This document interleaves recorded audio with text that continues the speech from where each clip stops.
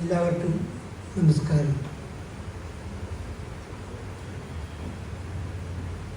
കേരളത്തിൽ പൊതുവെ നാലപ്പാട്ട് നാരായണ മേനോൻ പേരിനോട് ബന്ധിപ്പിച്ച് 2 പുസ്തകങ്ങളാണ് പറയാറുള്ളത്. പാവങ്ങൾ പരിഭാഷയും കണ്ണിനെടുത്തുകയും. ഇതിന് പുറമെ അദ്ദേഹം 6-7 ഗദ്യകൃതികളും 3 കവിതാ സമാഹാരങ്ങളും പ്രസിദ്ധപ്പെടുത്തിയിട്ടുണ്ട്. ആ പുസ്തകങ്ങളെപ്പറ്റി, ആ കവിതാ സമാഹാരങ്ങളെപ്പറ്റി മാത്രമാണ് ഞാൻ ചില കാര്യങ്ങൾ നിങ്ങളുമായി പങ്കുവയ്ക്കാൻ ആഗ്രഹിക്കുന്നത്.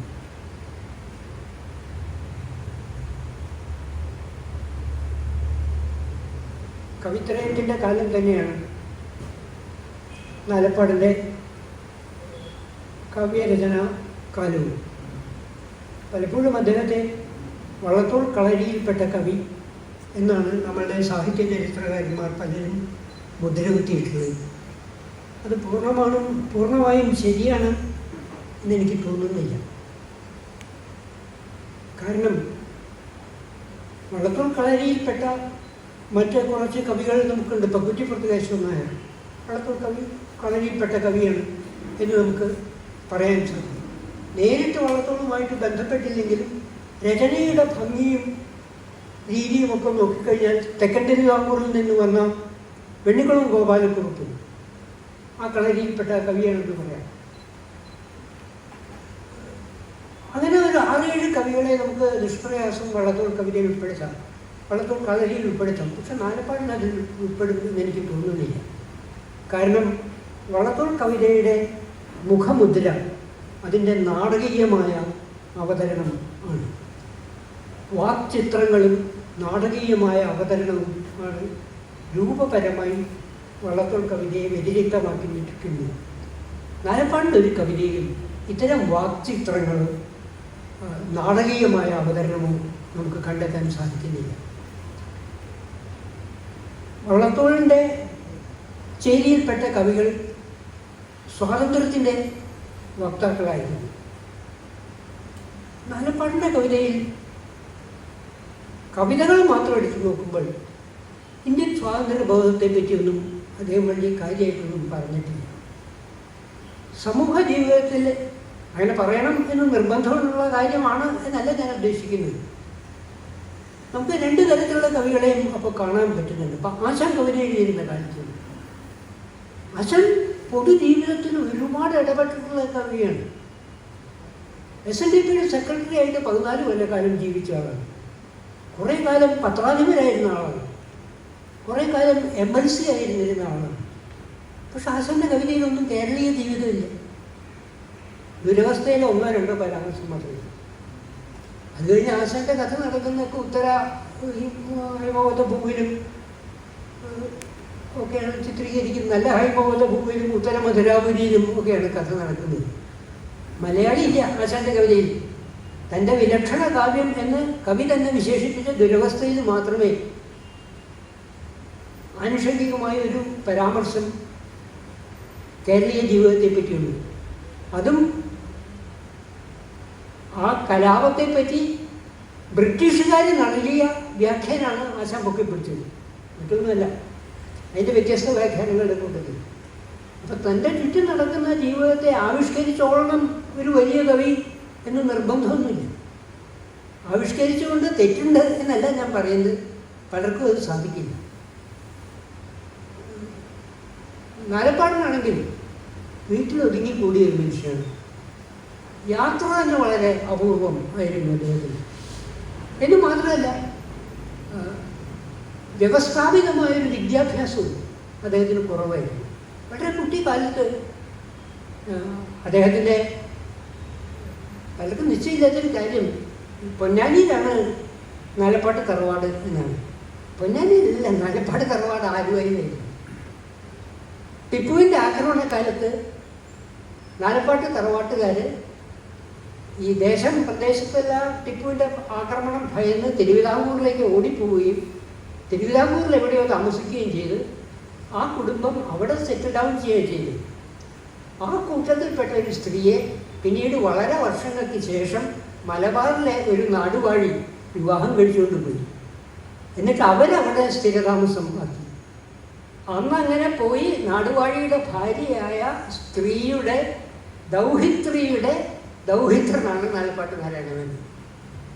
4 തലമുറ ഇപ്പുറത്തേക്ക് വന്നു. അദ്ദേഹത്തിൻ്റെ അച്ഛൻ്റെ ഒരു നമ്പൂതിരിയായിരുന്നു.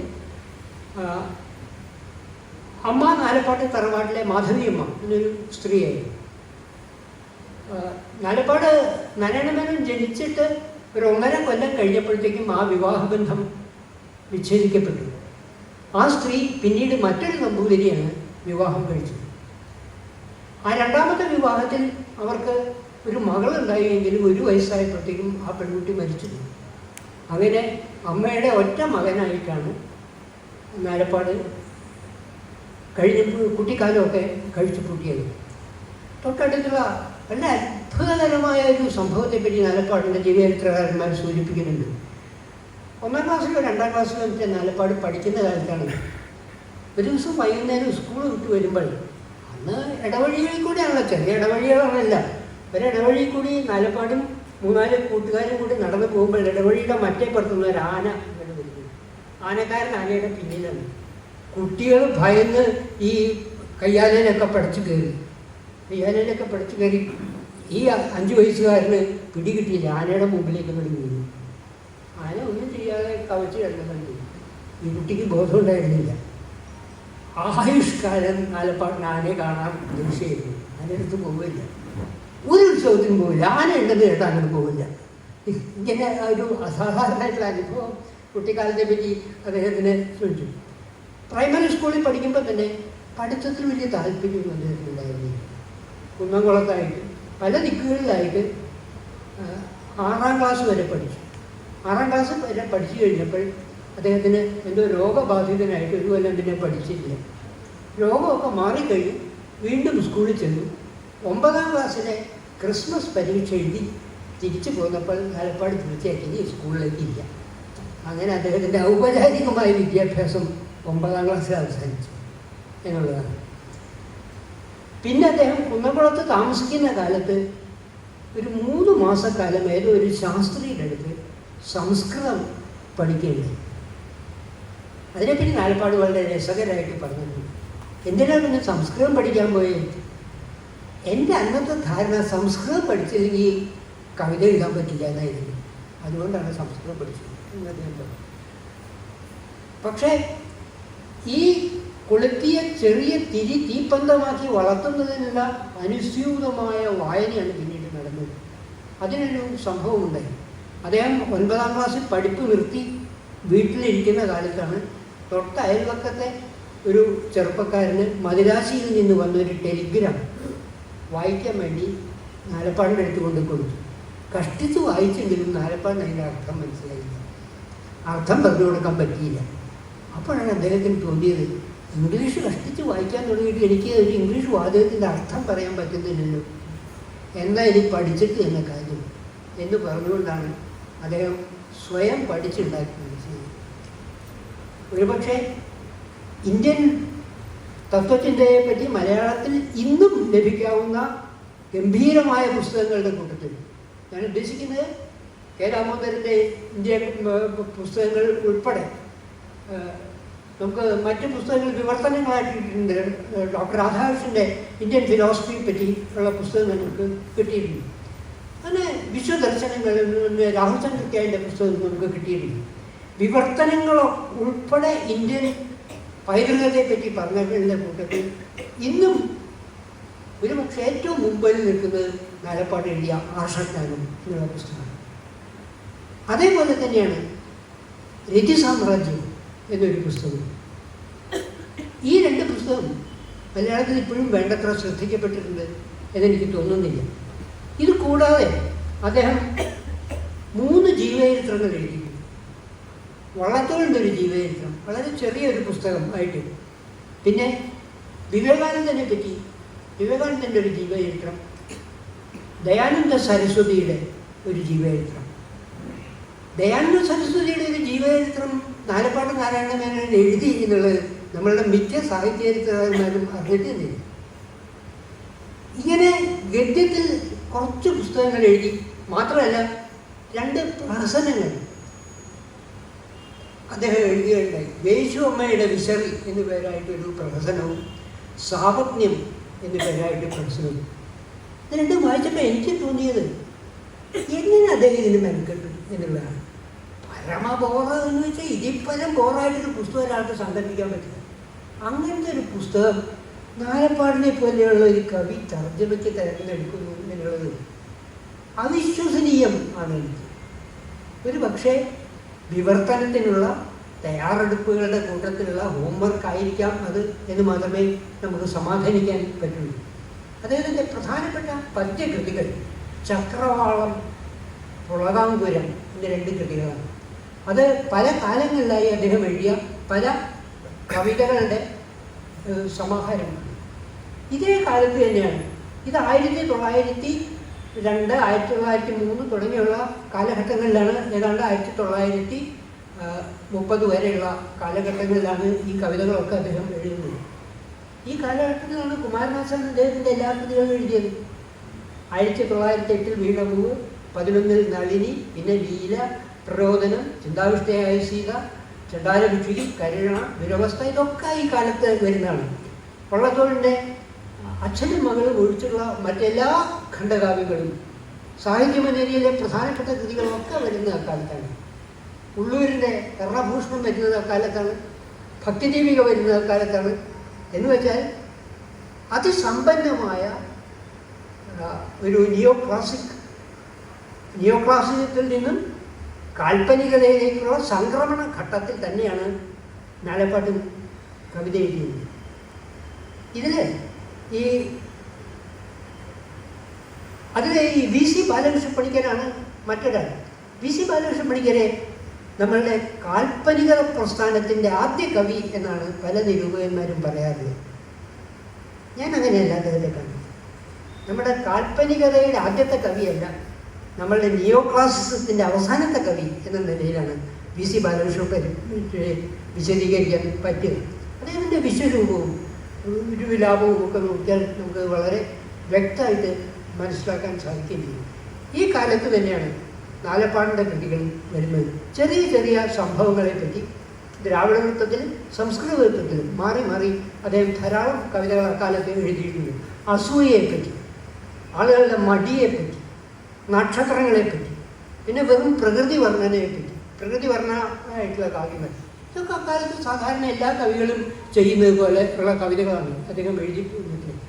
അതൊക്കെ കൂടി സമാഹരിച്ചിട്ട് പുളകാങ്കുരം എന്ന പേരിൽ നമുക്കൊരു കാവ്യസമാഹാരം കിട്ടും.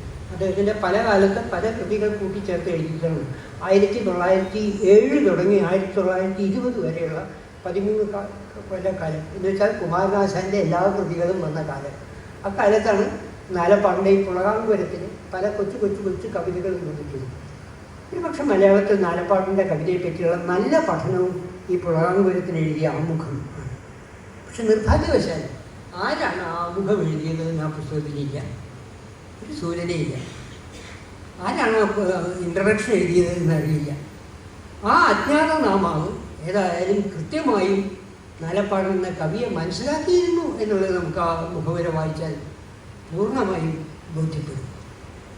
പുതിയ കാവ്യകൽപ്പനകളൊന്നും ഇല്ല. ഈ സംക്രമണ ഘട്ടത്തെപ്പറ്റി ഞാൻ പറഞ്ഞു. ആ സംക്രമണ ഘട്ടത്തിൻ്റെ ഒരു പ്രത്യേകത കൂടി നിങ്ങൾ ആലോചിക്കുന്നു. നമ്മുടെ സാഹിത്യ നിരൂപണത്തിൽ റൊമാൻറ്റിക് കവികളെ പറ്റി പറയുമ്പോൾ, ഈ റൊമാൻറ്റിക് കാൽപ്പനിക കവികളെ പറ്റി പറയുമ്പോൾ 2 വിധത്തിലുള്ള കാൽപ്പനിക കവികളുണ്ട്. ഇപ്പോൾ ഒരു സാങ്കേതിക പദം ഉപയോഗിക്കുകയാണെങ്കിൽ ഇൻട്രോവർട്ടഡ് ഫീലിംഗ് ടൈപ്പ് എന്നും ഇൻട്രോവർട്ടഡ് തിങ്കിങ് ടൈപ്പ് എന്നും 2 തരത്തിലാണ് റൊമാൻറ്റിക് കവികളെ ബൗറ തരംതിരിക്കുന്നത്. ഇൻട്രോവർട്ടഡ് ഫീലിംഗ് ടൈപ്പ്, വികാരത്തിന് കൂടുതൽ പ്രാധാന്യം നൽകുന്ന കാൽപ്പനിക കവികൾ. ഇൻട്രോവർട്ടഡ് തിങ്കിങ് ടൈപ്പ്, ചിന്തയ്ക്ക് കൂടുതൽ പ്രാധാന്യം നൽകുന്ന കാൽപ്പനിക കവികൾ. അത് നാലപ്പാട് ചിന്ത. കുറച്ചുകൂടി ഇപ്പോഴത്തേക്ക് വന്നു കഴിഞ്ഞാൽ നമ്മളുടെ KK രാജാവിൻ്റെ കവിതകൾ എടുത്തു കഴിഞ്ഞാൽ അത് ഇൻട്രോവർട്ടഡ് തിങ്കിങ് ടൈപ്പിൽപ്പെട്ട കവിതകളാണ്. സുഗതകുമാരിയുടെ കവിതയിലേക്ക് എത്തുമ്പോൾ അത് ഇൻട്രോവർട്ടഡ് ഫീലിംഗ് ടൈപ്പായിട്ടുള്ള കവിതയാണ്. ഇത് വെള്ളം ചേരാത്ത അറകളൊന്നും അല്ല. അങ്ങോട്ടും ഇങ്ങോട്ടുമൊക്കെ കുറേശ്ശെയൊക്കെ മാറ്റം വരും. എങ്കിലും സാമാന്യമായി പറഞ്ഞു കഴിഞ്ഞാൽ നാലപ്പാട് എപ്പോഴും ചിന്തയിൽ പ്രാധാന്യം നൽകിയിട്ടുള്ള കവിയാണ്. നമ്മളുടെ ദാർശനിക കവികളെപ്പറ്റി, ചിന്തയിൽ പ്രാധാന്യം നൽകുന്ന കവികളെപ്പറ്റി പറയുമ്പോൾ ആശാനെയാണ് ഉദ്ധരിക്കാറ്. അത് ശരിയാണോ? ആശാൻ പ്രരോദനത്തിൽ ഒഴിച്ച് ബാക്കി എവിടെ ചിന്തയിൽ പ്രാധാന്യം കൊടുത്തിട്ടുള്ളത്?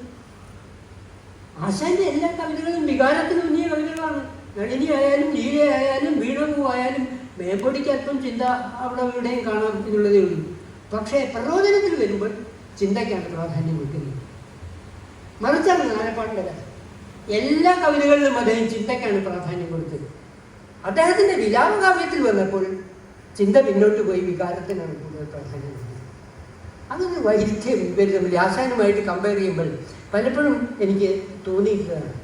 ഈ പുളകാങ്കുരം എന്നുള്ള കവിതയിൽ ഏറ്റവും മനോഹരമായി നമുക്കിപ്പോഴും ശരിക്കും രസിക്കാവുന്ന ഒരു കവിത ഞാൻ കണ്ട കുരുക്ഷേത്രം എന്നൊരു സാമാന്യം നീണ്ടൊരു കവിതയാണ്.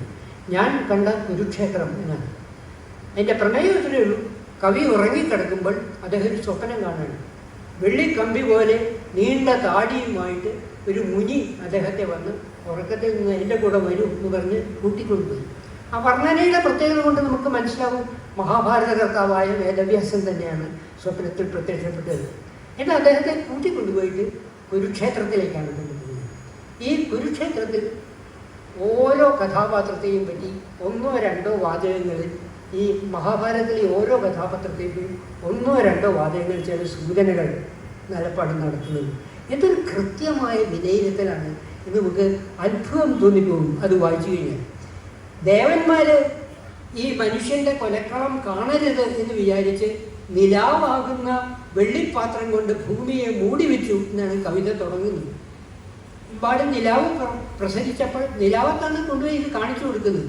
ആ നിലാവിനെ പറ്റി വർണ്ണിച്ചത് സ്നേഹശീലന്മാരായ ദേവന്മാർ മനുഷ്യക്കുരുതിയുടെ ഈ ഭൂമി കാണരുത് എന്ന് വിചാരിച്ച് നിലാവാകുന്ന വെള്ളിക്കിണ്ണം കൊണ്ട് ഈ ഭൂമിയെ മൂടി വെച്ചു എന്നാണ് കാവ്യത്തിൻ്റെ തുടക്കം.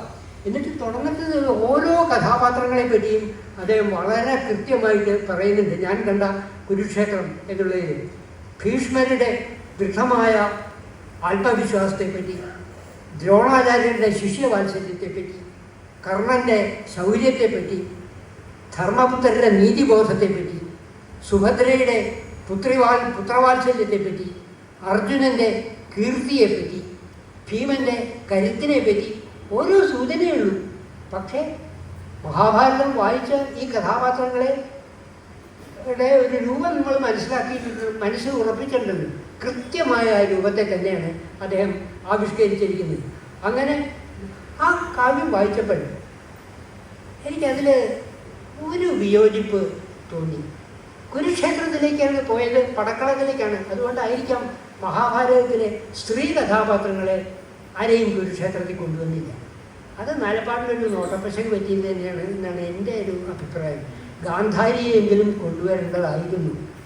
കാരണം ഒരമ്മയുടെ കണ്ണുനീരിൻ്റെ മുമ്പിൽ വേദാന്തത്തിനൊന്നും ഒരു പ്രസക്തിയുമില്ല എന്ന് വ്യാസൻ പറഞ്ഞ ഗാന്ധാരി വിലാപം, ആ ഗാന്ധാരി എന്തുകൊണ്ടാണ് ഈ പടക്കളത്തിലേക്ക് കൊണ്ടുവരാനിരുന്നത് എന്ന് എത്ര എനിക്ക് പിടികിട്ടുന്നില്ല. അതേപോലെ തന്നെ അതിന് മനോഹരമായ കവിതയാണ് ഓണക്കാഴ്ച എന്ന് പറയുന്നത്. ഈ ഓണക്കാഴ്ചയിൽ ഭൂമിയുടെ സ്നേഹം നിലാവായി പരക്കുന്നതാണ്. നക്ഷത്രങ്ങൾ ആമ്പലിനെ ചുംബിക്കുന്നതാണ്. പല നിറം പൂണ്ട മേഘങ്ങളുടെ പ്രതിഫലനമാണ് കുട്ടികൾ പുറത്തിടുന്ന പൂക്കളം. കുട്ടികൾ ഓടിക്കളിക്കുമ്പോൾ അവരുടെ പാദം സ്പർശിക്കുന്നത് കൊണ്ട് മണ്ണിനുണ്ടാകുന്ന രോമാഞ്ചമാണ് ഭൂമി എന്നൊക്കെ അദ്ദേഹം ഒരുപാട് മനോഹരങ്ങളായിട്ടുള്ള കൽപ്പനകൾ നടത്തുന്നുണ്ട്. എന്നാൽ ഇതേപോലെ നമുക്ക് ചക്രവാളം എന്ന കവിതയെപ്പറ്റി പറയാൻ പറ്റില്ല. ചില നിരൂപകന്മാർ നാലപ്പാടിൻ്റെ മാസ്റ്റർ പീസ് ചക്രവാളം എന്നാണ് പറയുന്നത്. അതിന് മാരാര ദീർഘമായിട്ടൊരു വ്യാഖ്യാനം പോലും എഴുതിയിട്ടുണ്ട്. എത്ര വ്യാഖ്യാനം വായിച്ചു കഴിഞ്ഞാലും ചക്രവാളത്തിൽ കവിതയുണ്ട് എന്ന് എനിക്ക് തോന്നുന്നില്ല. കവിതയിൽ തത്വജ്ഞാനം ആവാം, വീണപൂവിലൊക്കെ നമുക്കത് കണ്ടെത്താൻ പറ്റില്ല. കവിതയിൽ തത്വചിന്ത വരാം. പക്ഷേ തത്വചിന്തയ്ക്ക് കയറി പോകാനുള്ളൊരു വാഹനമാണ് കവിത എന്ന് വന്നു കഴിഞ്ഞാൽ അത് ബുദ്ധിമുട്ടുണ്ടാകും. പാണ്ഡിത്യം കവിതയുടെ നല്ല സഖിയാണ്, പക്ഷെ ചീത്ത യജമാനത്തിയാണ്. ഇവിടെ ഈ ചീത്ത യജമാനത്തി മാത്രമേ കണ്ടെത്തുന്നുള്ളൂ. ആ ലീലാവതി ടീച്ചർ അതിൻ്റെ രാമുഖ എഴുതിയപ്പോൾ പറഞ്ഞു, ആർഷജ്ഞാനം മുഴുവൻ ഈ കവിതാ ചക്രവാളം എന്നുള്ള കവിതാ സമാഹാരത്തിലുണ്ട്. അതൊക്കെ ശരിയായില്ല. ആർഷജ്ഞാനം മുഴുവൻ ഇതിലുണ്ടാവും, പക്ഷെ അതിലില്ലാത്തത് കവിതയാണ്. ഇതാണ് ബുദ്ധിമുട്ട്. ഓരോ വരിയും വ്യാഖ്യാനിച്ച് ഇന്ന ഉപനിഷത്ത് സൂക്തമാണ്, ഇന്ന ഉപനിഷത്ത് സൂക്തമാണ്, ഇന്ന വേദാന്ത ചിന്തയാണ് എന്നൊക്കെ പറഞ്ഞു കൊടുക്കാൻ അങ്ങനെ കവിത വായിക്കാറില്ല.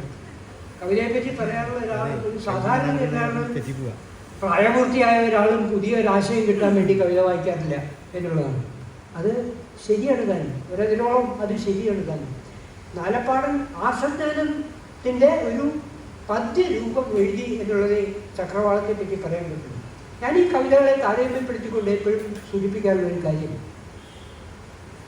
കണ്ണുനീർത്തുള്ളി എഴുതിയ കവിയുടെ രചനയായതുകൊണ്ടാണ് മലയാളത്തിൽ ചക്രവാളം വായിക്കപ്പെടുന്നത്.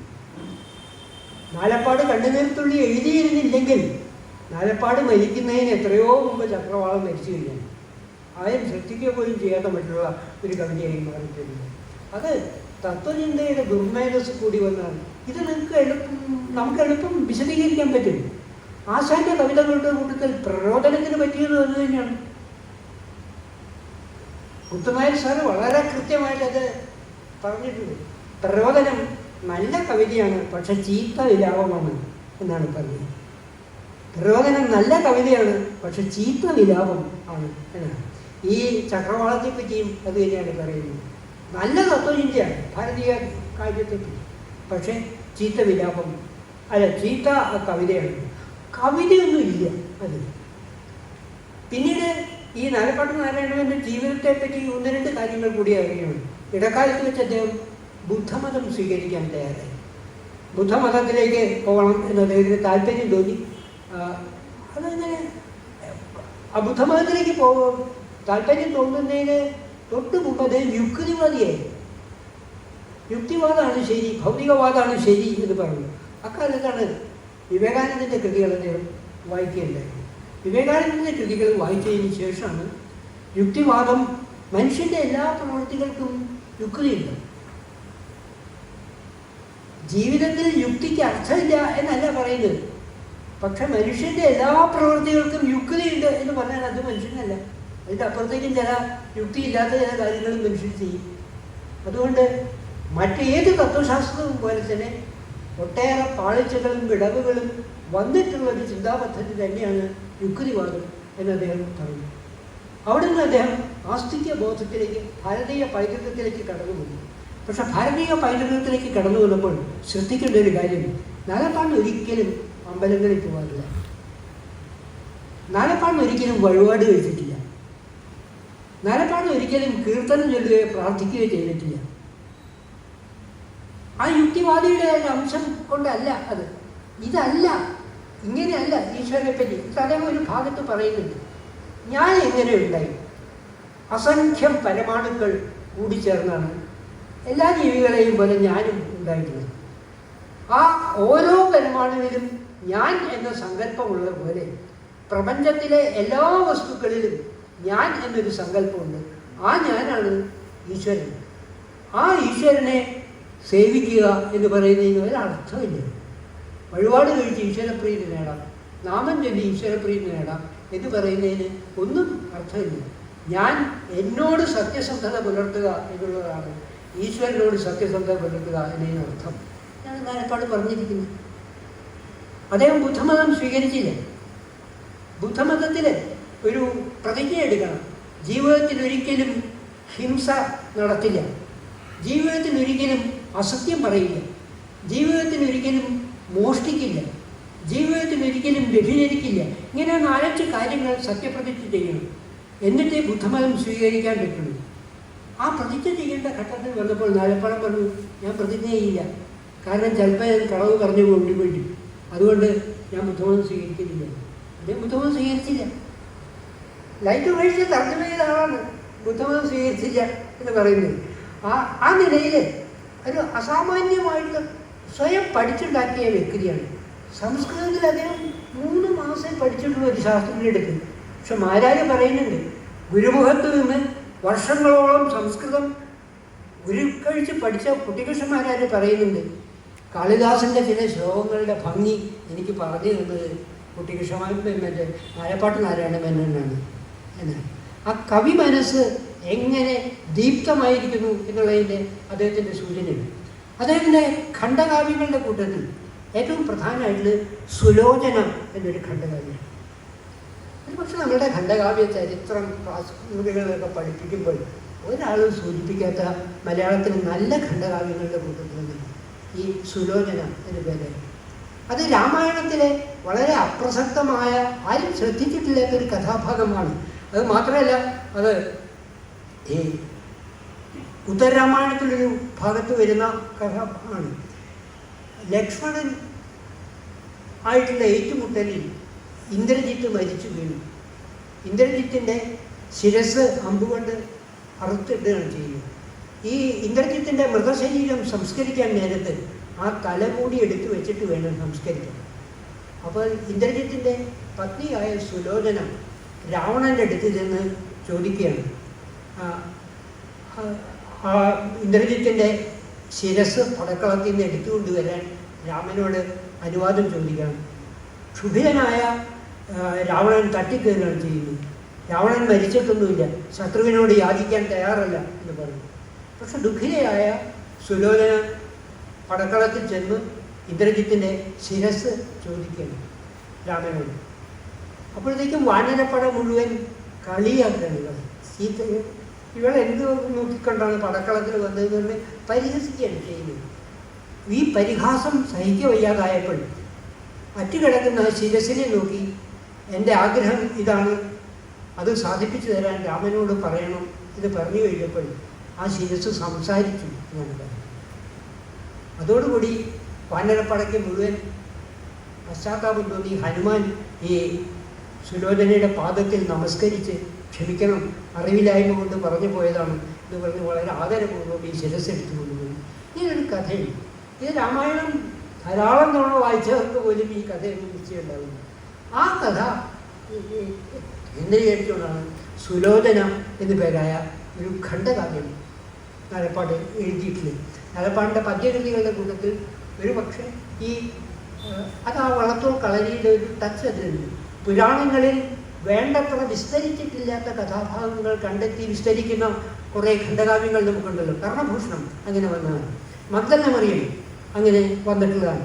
പുരാണങ്ങളിൽ വേണ്ടത്ര വിസ്തരിച്ചിട്ടില്ലാത്ത കഥാഭാഗങ്ങൾ കണ്ടെത്തി വിസ്തരിക്കുന്ന ഒരു സമ്പ്രദായം.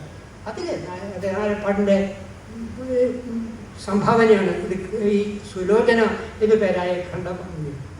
പിന്നെ അദ്ദേഹം ഒരു ഓട്ടംതുള്ളൽ എഴുതിയിരുന്നു. ദൈവഗതി എന്നാണ് ഓട്ടംതുള്ളലിൻ്റെ പേര്.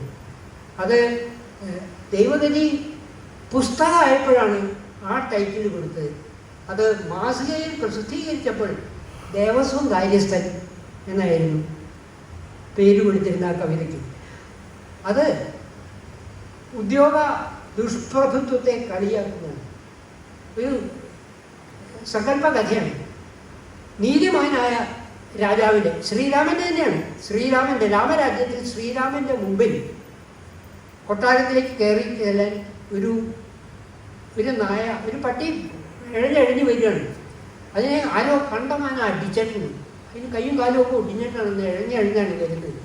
അപ്പോൾ പട്ടിയെ പറഞ്ഞു, പട്ടാളക്കാരോട് പറഞ്ഞു, എനിക്ക് ശ്രീരാമനെ കണ്ടിട്ട് എൻ്റെ ദയനീയ അവസ്ഥ പറയണം, അപ്പം നിനക്ക് എങ്ങനെ ഇത് പറ്റി?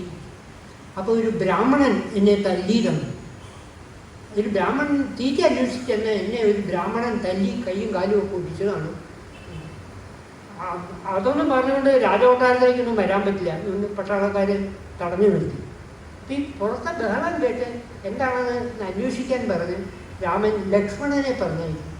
ലക്ഷ്മണൻ അടുത്ത് വന്നപ്പോഴും പട്ടി പറയും, എൻ്റെ അവസ്ഥ ഞാൻ രാജാവിനോടാണ് പറയുക, രാജാവിൻ്റെ ദൂതനോടല്ല.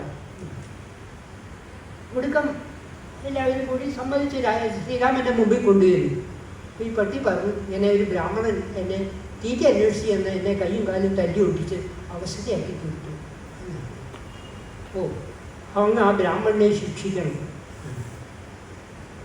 രാമൻ ചോദിച്ചു, അതിപ്പോൾ എങ്ങനെയാണ്? ബ്രാഹ്മണനെ ശിക്ഷിക്കാൻ പാടില്ല, ബ്രാഹ്മണൻ ശിക്ഷകൾക്കൊക്കെ അതീതനാണ്, ബ്രാഹ്മണനെ എനിക്ക് ശിക്ഷിക്കാൻ പറ്റില്ലല്ലോ. അപ്പോൾ ഈ പട്ടി ശ്രീരാമനോട് പറഞ്ഞത്, ഞാനൊരു ശിക്ഷ പറയാം, അത് അദ്ദേഹത്തിന് വിധിച്ചാൽ മതി. എന്താണ്? അദ്ദേഹത്തെ ദേവസ്വം കാര്യസ്ഥനാക്കി നിയമിച്ചാൽ മതി. ശ്രീരാമൻ്റെ ഇതെന്ത് ശിക്ഷയാണ്? അപ്പോൾ ഈ പട്ടി വിശദീകരിച്ചു, കഴിഞ്ഞ ജന്മത്തിൽ ഞാൻ ഒരാഴ്ച ദേവസ്വം കാര്യസ്ഥനായിട്ടിരുന്നു. അന്ന് ചെയ്ത കുഴപ്പം കൊണ്ടാണ് എനിക്ക് ഈ ജന്മത്തിൽ പട്ടിയായിട്ട് വരുന്നത്. ജീവിതകാലം മുഴുവൻ ഇയാളെ ദേവസ്വം കാര്യസ്ഥനാക്കി അടുത്ത ജന്മത്തിലുള്ളതൊക്കെ അതിൻ്റെ ശിക്ഷ കിട്ടിപ്പോയി എന്ന് പറഞ്ഞു. എന്നാണ് കഥ. ഈ എങ്ങനെ ദേവസ്വം ബ്രഹ്മസ്വമായി മാറിത്തീരുന്നു എന്നുള്ള കഥയാണ് കൃത്യമായിട്ട് ഈ ഉപഹാസത്തിൽ പറയുന്നത്. അതേപോലെ തന്നെ നാലപ്പാട്ട് നാരായണൻ ഒരു പരിഹാസ കൃതി എഴുതിയിട്ടുണ്ട്, മോക്ക് എപ്പിക് എന്ന് പറയുന്നത്. വലിയ എഴുത്തച്ഛൻ്റെ രീതിയിലാണ് മോക്ക് എപ്പിക് എഴുതുന്നത്. കിളിപ്പാട്ട് പുസ്തകങ്ങളുമായിട്ട് അത്രയേറെ താതാത്മ്യം പ്രാപിച്ച ഒരാൾക്ക് മാത്രമേ ആ മോക്ക് എപ്പിക് എഴുതാൻ പറ്റുള്ളൂ. പുകയില മാഹാത്മ്യം എന്നാണ് അതിൻ്റെ പേര്. ഒരു 10-300 വരിയുണ്ട്. അതിൽ ചില വരികൾ മാത്രം നമ്മൾ എടുത്ത് അധ്യാത്മരാമായണത്തിലോ മഹാഭാരതത്തിലോ ആ കൃത്യസന്ദർഭങ്ങളിൽ വെച്ചു കഴിഞ്ഞാൽ എഴുത്തച്ഛൻ്റെതല്ലാന്ന് ആരും പറയില്ല. അത്രയ്ക്ക് കൃത്യമായിട്ടാണ് രചന സൗഷ്ഠവതയും കൽപ്പിച്ചിട്ടുള്ളത്. പുകയിലെ പറ്റിയാണ്.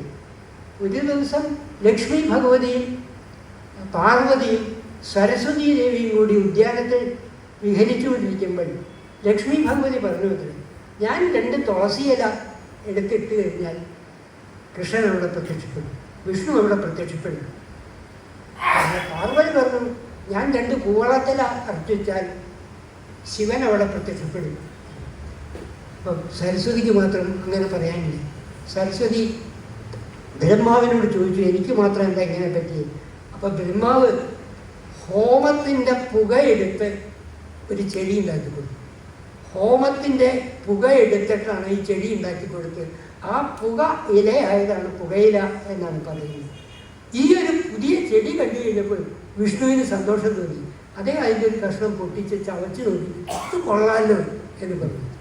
ശിവൻ ഈ പുകയിലയുടെ ഒരു കഷ്ണം എടുത്തുകൊണ്ട് വന്നു കഴിഞ്ഞപ്പോഴത്തേക്കും നെറ്റിയിലെ 3-ാം തൃക്കണ്ണിൻ്റെ ചൂടുകൊണ്ട് ഇത് പൊടിഞ്ഞു പോയി. പൊടിഞ്ഞു പോയപ്പോൾ അദ്ദേഹം ആ പൊടിയെടുത്ത് മൂക്കിൽ ഒഴിച്ച്, ഇത് കൊള്ളാമല്ലോ എന്ന് ശിവനും തോന്നി എന്നാണ്. അങ്ങനെ ത്രിമൂർത്തികളുടെ അനുഗ്രഹത്തോടു കൂടിയാണ് പുകയില ഉണ്ടായത് എന്ന് പറഞ്ഞ് പുകയില മാഹാത്മ്യം എന്ന അദ്ദേഹം ഒരു മോക്ക് എപ്പിക്കഴിയുന്നുണ്ട്. അതിൽ രസം എന്താണെന്ന് വെച്ച് കഴിഞ്ഞാൽ ഇത് പബ്ലിഷ് ചെയ്ത് കഴിഞ്ഞപ്പോൾ ഒരുപാട് കത്തുകൾ നാലപ്പാട് ചെന്ന് ഇത് ഏത് ഇതിഹാസത്തിൽ നിന്ന് ഏത് പുരാണത്തിലാണ് ഈ ഉപകഥ എന്ന് ചോദിച്ചുകൊണ്ട് അത്ര കൃത്യമായിട്ടാണ് ആ കാര്യങ്ങൾ ചെയ്തിട്ടുള്ളത്. അപ്പം അതിൽ ദുഷ്കാലവും അടുക്കുമ്പോൾ ബുദ്ധിയും വിപരീതമായി തീരും ഒരു വരിയാണ്. ദുഷ്കാലവും അടുക്കുമ്പോൾ ബുദ്ധിയും വിപരീതമായി തീരും എന്നാണ്. ദ്രൗപദി വസ്ത്രാക്ഷേപത്തെ വർണ്ണിക്കുന്നിടത്താണ് ഈ വരി കൂട്ടിച്ചേർത്തെങ്കിൽ ഇത് എഴുത്തച്ഛന് എഴുതുകയാണെന്ന് തന്നെ തോന്നുള്ളൂ. ദുഷ്കാലം അടുക്കുമ്പോൾ ബുദ്ധിയും വിപരീതമായി തീരും എന്നുള്ള വരികൾ. ജീവികൾക്ക് അഹങ്കാരം ആത്മനാശകരമല്ലോ മറ്റൊരു വരിയാണ്. ജീവികൾക്ക് അഹങ്കാരം ആത്മനാശകരമല്ലോ. ജളമതേ കർണ പുനരിതു കേൾവി എന്ന കർണപർവത്തിൽ ഏതെങ്കിലും ആ കോണ്ടക്സ്റ്റ് വർണ്ണിക്കുമ്പോൾ ഈ വരി ചേർത്താൽ എഴുത്ത് ദീപം എന്നാണ് അദ്ദേഹം പേരിട്ടുള്ളത്. എഡ്വിൻ ഓർണോൾഡ് എഴുതിയ ലൈറ്റ് ഓഫ് ഏഷ്യ. എന്തുകൊണ്ടോ ഇംഗ്ലീഷ് സാഹിത്യത്തിൽ ഈ മഹാകാവ്യത്തിന് വേണ്ടത്ര അംഗീകാരം കിട്ടിയില്ല. ഒരുപക്ഷെ ഇംഗ്ലീഷുകാരൻ ഒരു ബുദ്ധ സംസ്കാരം ഇത്ര കേമാണ് എന്നുള്ളത് പ്രചരിക്കരുത് എന്ന് വിചാരിച്ചു തന്നെയാവും. ഈ എഡ്വിൻ ഓർണോൾഡ് എന്ന് പറയുന്ന സംസ്കൃത പണ്ഡിതൻ പൂനെയിലെ ഒരു കോളേജിലെ സംസ്കൃതം പ്രൊഫസറായിരുന്നു. അദ്ദേഹം നീണ്ട ശ്രീബുദ്ധൻ്റെ ചരിതം 8 ഖണ്ഡങ്ങളായിട്ടാണ് എഴുതിയത്. നാലപ്പാട് നാരായണ മേനോൻ പൗലസ്ത്യ ദീപം എന്നുള്ളതിൽ ഇത് പദാനുപദ പരിഭാഷയായിട്ടാണ് ചിത്രീകരിച്ചിരിക്കുന്നത്. നമുക്ക് അതിനു മുമ്പ് ചില ഇംഗ്ലീഷ് കവിതകളുടെയൊക്കെ ആശയാനുവാദങ്ങളൊക്കെ കിട്ടിയിട്ടുണ്ട് എന്നല്ലാതെ പദാനുപദ പരിഭാഷയായിട്ട് ഇത് കിട്ടിയിട്ടില്ല എന്നുള്ളതാണ് ശ്രീബുദ്ധയിൽ. അത് ആ കാലത്ത് തന്നെയാണ് കുമാരനാശാനും തർജ്ജമ ചെയ്യുന്നത്. പക്ഷെ കുമാരനാശാൻ 5 ഖണ്ഡങ്ങൾ മാത്രമേ തർജ്ജമ ചെയ്യുന്നുള്ളൂ. 5 ഖണ്ഡങ്ങൾ തർജ്ജമ ചെയ്തപ്പോഴാണ് അതിൻ്റെ കോപ്പിറൈറ്റിനെ പറ്റി ഒരു ചിന്ത വന്നത്. ആ കോപ്പിറൈറ്റിനെ പറ്റിയുള്ള തർക്കം വന്നു കഴിഞ്ഞപ്പോഴാണ് നാലപ്പാട്ടും കുമാരനാശാനും തമ്മിൽ കണ്ട് സംസാരിക്കുകയുണ്ടായി. എന്നിട്ട് ആശാൻ അത് തുടർന്ന് എഴുതുന്നില്ല എന്ന് തീരുമാനിച്ചിട്ടാണ് നാലപ്പാടിൻ്റെ 8 ഖണ്ഡങ്ങൾ അതിമനോഹരമായിട്ടുള്ള തർജ്ജമയാണ്. ആ ഇംഗ്ലീഷ് കവിതയുടെ എല്ലാ ഭംഗിയും ആവിഷ്കരിക്കുന്ന പട്ടിലാണ് അദ്ദേഹം ഈ പരിഭാഷ നടത്തിയിരുന്നത്. 9ാം ക്ലാസ്സുകാരനാണ്. വിദ്യാഭ്യാസ അദ്ദേഹത്തിന് 9ാം ക്ലാസ് മാത്രമേ ഉണ്ടായിരുന്നുള്ളൂ എന്നുള്ളത് ആലോചിക്കുന്നു. ഈ മട്ടിൽ അതിമനോഹരമായി ആ ശ്രീബുദ്ധചരിതം എന്നുള്ള കാവ്യവും അദ്ദേഹം പരിഭാഷപ്പെടുത്തി. ഒരു പക്ഷേ ഈ ബുദ്ധ ജൈന ഭാരതീയ ഒരു പാരമ്പര്യത്തെ താഴ്ത്തിക്കെട്ടാൻ ബ്രിട്ടീഷുകാരെ ബോധപൂർവം ശ്രമിച്ചതിൻ്റെ ഫലം കൂടി ആവാം റൈറ്റ് ഓഫ് ഏഷ്യയ്ക്ക് യൂറോപ്പിൽ പോലും ഇംഗ്ലണ്ടിൽ പോലും വേണ്ടത്ര അംഗീകാരം കിട്ടാതായിരുന്നു. ഈ പഴയ ഭാരതീയ പാരമ്പര്യത്തെ ഉയർത്തി കാട്ടുകയായിരുന്നല്ലോ നമ്മളുടെ സ്വാതന്ത്ര്യ സമരത്തിൻ്റെ ഒരു ഘടകം. നമ്മളുടെ എല്ലാ സ്വാതന്ത്ര്യ നേതാക്കന്മാരും സ്വാതന്ത്ര്യ സമരക്കാരും ഭാരതീയ പാരമ്പര്യത്തെ വാഴ്ത്തുന്നവരാണ്, ഭഗവത്ഗീതയെ വാഴ്ത്തുന്നവരാണ്. അരവിന്ദ ഘോഷ് ഭഗവത്ഗീതയെ പറ്റി പറഞ്ഞ ആളാണ്, ഗാന്ധിജി ഭഗവത്ഗീതയെ പറ്റി പറഞ്ഞ ആളാണ്, ബാലഗംഗാധര തിലകൻ ഭഗവത്ഗീതയെ പറ്റി പറഞ്ഞ ആളാണ്, വിനോബ ഭാവെ ഭഗവത്ഗീതയെ പറ്റി പറഞ്ഞ ആളാണ്. ഡിസ്കവറി ഓഫ് ഇന്ത്യയിൽ ഒരു ചാപ്റ്റർ ഭഗവത്ഗീതയാണ്. അങ്ങനെ എല്ലാവരും ഭഗവത്ഗീതയെ പറ്റി പറയാത്ത അല്ലെങ്കിൽ ഭാരതീയ പൈതൃകത്തെ ഈ ഉപനിഷത്ത് കാലത്തേക്ക് ബുദ്ധ ജൈന പാരമ്പര്യത്തെ പറ്റി പറയാത്തൊരു കവി കുമാരനാശാനാണ്. അദ്ദേഹം ബുദ്ധ കഥകളെഴുതി എന്നുള്ളത് ശരിയാണ്, പക്ഷേ അതിൻ്റെ ഗ്ലോറിഫൈ ചെയ്തിട്ടൊന്നുമില്ല. അതെന്തുകൊണ്ടായിരിക്കും? ചിന്താവിഷ്ടയായ സ്ഥിതിയിൽ ആശാൻ കൃത്യമായിട്ട് പറയുന്നുണ്ട് നമ്മളുടെ പഴയ ഉപനിഷത്ത് സംസ്കാരത്തെ പറ്റി. വള്ളത്തോളും ഉള്ളൂരുമൊക്കെ കൊട്ടിഘോഷിക്കുന്ന ഈ ഭാരതീയ സംസ്കാരമുണ്ട്. ഈ ഭാരതീയ സംസ്കാരത്തെപ്പറ്റി, സ്വാതന്ത്ര്യത്തിൻ്റെ തീജ്വാല എന്ന് വിശേഷിപ്പിക്കുന്ന ഈ ഭാരതീയ സംസ്കാരത്തെപ്പറ്റി ആശാൻ ഒരു വലിയ ചിന്താവിഷ്ടയായ സ്ഥിതിയിൽ എഴുതിയിട്ടുണ്ട്. തരുണി പാദജ ഗർഭിണി ശ്രുതി എന്നാണ്.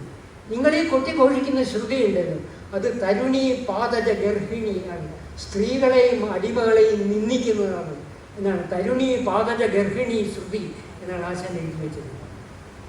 ഇവിടെ ബുദ്ധമതത്തിലെ അഗ്നോസ്റ്റിസം അല്ല നാലപ്പാടും തർജ്ജമിച്ച് ചർച്ച ചെയ്യുന്നത്. അത് പ്രത്യേകം ശ്രദ്ധിക്കണം. കവി എന്നുള്ള നിലയിൽ ബുദ്ധ ദർശനങ്ങളല്ല നാലപ്പാടിനെ സ്വാധീനിച്ചത്. നാലപ്പാടിനെ സ്വാധീനിച്ചത് ബുദ്ധദർശനത്തിലെ കാരുണ്യവും സ്നേഹവും. ഈ കാരുണ്യത്തെയും സ്നേഹത്തെയും പറ്റിയാണ് അദ്ദേഹം ഈ കൃതികളിൽ മുഴുവൻ. ഈ കൃതികളൊക്കെ മിക്കവാറും നാലപ്പാടിനെ പറ്റി കേട്ടുള്ള ആളുകൾക്ക് പോലും അപരിചിതമാണ്. പക്ഷെ നാലപ്പാടിനെ അനശ്വരനാക്കിയ കവി കണ്ണുനീർത്തുള്ളിയാണ്. ഒരുപക്ഷെ കണ്ണുനീർത്തുള്ളി എന്നുള്ള വിലാപകാവ്യം ആശാൻ നാലപ്പാട് എഴുതിയിരുന്നില്ലെങ്കിൽ അദ്ദേഹത്തിൻ്റെ മറ്റെല്ലാ പദ്യകൃതികളും ഇതിന് എത്രയോ മുമ്പ് തന്നെ വിസ്മൃതമായി മാറിക്കൊണ്ടു. ഇത് അദ്ദേഹത്തിൻ്റെ ആദ്യ പത്നി മരിച്ചിട്ട് 10-12 കൊല്ലം കഴിഞ്ഞിട്ടാണ് ഈ കൃതി എഴുതുന്നത്. അതിനു മുമ്പ് തന്നെ നമുക്ക് കുറേ വിലാപകാവ്യങ്ങൾ കിട്ടിയിട്ടുണ്ട്. C.S. സുബ്രഹ്മണ്യം പോറ്റിയുടെ ഒരു വിലാപം എന്നുള്ള കൃതി. ആദ്യം നമുക്ക് കിട്ടിയ വിലാപം നടുവത്ത് അച്ഛൻ നമ്പൂതിരിയുടെ ഒരു വിലാപകാവ്യമാണ്. സ്വന്തം മകൻ മരിച്ചതിനെ പറ്റി അദ്ദേഹം ഒരു 20 ശ്ലോകം എഴുതി. പക്ഷേ എനിക്ക് മനസ്സിലാകാത്തൊരു കാര്യം, അതിപ്പം പ്രസിദ്ധീകരിച്ചിട്ടുള്ളത് നടുവത്ത് അച്ഛൻ നമ്പൂതിരിയുടെ കത്തുകൾ എന്നുള്ളതിൻ്റെ കൂട്ടത്തിലാണ്. മനോരമയ്ക്ക് അയച്ച കത്തുകളുടെ കൂട്ടത്തിലാണ് ഈ വിലാപകാവ്യം ഉൾപ്പെടുത്തിയിരിക്കുന്നത്. 20 ശ്ലോകങ്ങളേ. പിന്നെ C.S. സുബ്രഹ്മണ്യം പോറ്റിയുടെ സ്വന്തം മകള് മരിച്ചതിനെ പറ്റിയുള്ള വിലാപകാവ്യം, പ്രരോദനം, രാജരാജവർമ്മയുടെ നിര്യാണത്തെ പറ്റി, അങ്ങനെ ഒരുപാട് വിലാപകാവ്യങ്ങൾ നമുക്ക് കിട്ടിയിട്ടുണ്ട്. മാരാരുടെ ലേഖനം തന്നെയുണ്ട് വിധിര വിലാപകാവ്യങ്ങൾ. വിലാപകാവ്യത്തെ പറ്റി പറയുമ്പോൾ പറയാമോ എന്നെനിക്ക് അറിഞ്ഞൂടാ. വിലാപകാവ്യങ്ങളുടെ കൂട്ടത്തിൽ ഒരു നേരം പോക്കുണ്ട്. സുഹൃത്തുക്കൾ മരിച്ചതിനെ പറ്റി വിലാപകാവ്യങ്ങളുണ്ട്. വളർത്തുമൃഗങ്ങൾ മരിച്ചതിനെ പറ്റി പോലും വിലാപകാവ്യമുണ്ട് ഇംഗ്ലീഷിൽ. പക്ഷെ ഒരൊറ്റ സായിപ്പും ഭാര്യ മരിച്ചതിനെ പറ്റി ഒരു വിലാപകാവ്യം എഴുതിയില്ല. അത്ഭുതം തോന്നുന്നത് എന്തുകൊണ്ടാണെന്ന് അറിയില്ല. മലയാളത്തിൽ നമുക്ക് ഒരുപാട് വിലാപകാവ്യങ്ങൾ അല്ലാതെ കിട്ടിയിരുന്നു. മാത്രമല്ല ഭർത്താവ് മരിച്ചതിനെ പറ്റി ഒരു വിലാപകാവ്യം അങ്ങനെയുള്ളൂ. ലീലാവതി ടീച്ചറുടെ അശ്രുപൂജ എന്നുള്ള വിലാപകാവ്യം മാത്രമേ ഉള്ളൂ. ബാക്കി ആരും അതിൻ്റെ എഴുതിയില്ല. അങ്ങനെ ഒരു പ്രത്യേകതയുണ്ട്. പക്ഷേ ഈ തത്വചിന്തയും ദുഃഖവും അങ്ങോട്ടും ഇങ്ങോട്ടും ഒരു തിരമാലയുടെ ഉയർച്ചയും താഴ്ചയും പോലെ തത്വചിന്തയുടെ ഒരിക്കലേക്ക് എത്തുന്നു, വീണ്ടും താഴുന്നു, പിന്നെയും ഉയരുന്നു, ഇങ്ങനെ താഴ്ന്നു പോകുന്നതാണ് കണ്ണുനീർത്തുള്ളി. അതിൻ്റെ രചനയുടെ ഭംഗി, ആശയങ്ങളുടെ ഔചിത്യം, ഇതൊക്കെ അത്ഭുതകരമായ സമ്മേളനമാണ്. ഒരു പക്ഷേ മലയാളത്തിൽ നിന്ന് മറ്റു ഭാഷകളിലേക്ക് തർജ്ജമ ചെയ്തയാൽ ഒന്നാം സ്ഥാനത്ത് നിൽക്കുന്ന കൃതികളുടെ കൂട്ടത്തിലൊന്നായിരിക്കും കണ്ണുനീർത്തുള്ളി, സംശയമൊന്നുമില്ല. ഞാനിങ്ങും ചിന്താശകലങ്ങൾ കണ്ണുനീരിൽ പിടിപ്പിച്ചത് കോട്ട കെട്ടി അടിച്ചുടച്ചാൻ ഞൊടികൊണ്ടതാരോ പ്രപഞ്ചമേ നീ ഇത് തന്നെയായിരുന്നു എന്ന് തുടങ്ങുന്ന ദിക്കിൽ കടൽപ്പുറത്തെ പൊടിമണ്ണടിച്ചു കൂട്ടുന്നു തട്ടിക്കളയുന്നതിനൊപ്പം സനാതനൻ മാരുതൻ ഈശ്വരൻ്റെ സർഗക്രമം കണ്ട് കുറിക്കയാമോ. തത്വചിന്തയും കാവ്യാത്മകതയും കൂടി തന്നെയാണ്. അതെ, എൻ പ്രാണനിശ്വാസം എടുത്തു വേണം പാഴ്മുരുകളിൽ കൊച്ചു ഞരമ്പ് തീർക്കാൻ. ഈശ്വരന് ഒരു പുല്ല് സൃഷ്ടിക്കണമെങ്കിൽ ഒരു പക്ഷേ എൻ്റെ പ്രാണൻ എടുത്തിട്ട് വേണം. എൻ പ്രാണനിശ്വാസം എടുത്തു വേണം പാഴ്മുരുകളിൽ കൊച്ചു ഞരമ്പ് തീർക്കാൻ. ആവട്ടെ, എന്തിനു തളിർത്തു നിൽക്കും അവൻ്റെ ചുട്ടുകരിച്ചിടുന്നു എന്ന് അടക്കിപ്പിടിച്ചൊരു തേങ്ങലാണ് എല്ലാ കവിതകളും. മലയാളത്തിൽ അനശ്വരമായ കവിതകളുടെ കൂട്ടത്തിൽ ഒന്നാണ് കണ്ണുനീർത്തുള്ളി എന്നുള്ള കാര്യം. ഈ കണ്ണുനീർത്തുള്ളിയുടെ തത്വചിന്താപരമായ അംശം മാത്രം ഉൾക്കൊണ്ടുകൊണ്ടാണ് നാലപ്പാടിൻ്റെ നിര്യാണത്തിൽ ബാലാമണിയമ്മ ലോകാന്തരങ്ങളിൽ എന്നുള്ള വിലാപകാവ്യം എഴുതിയത്.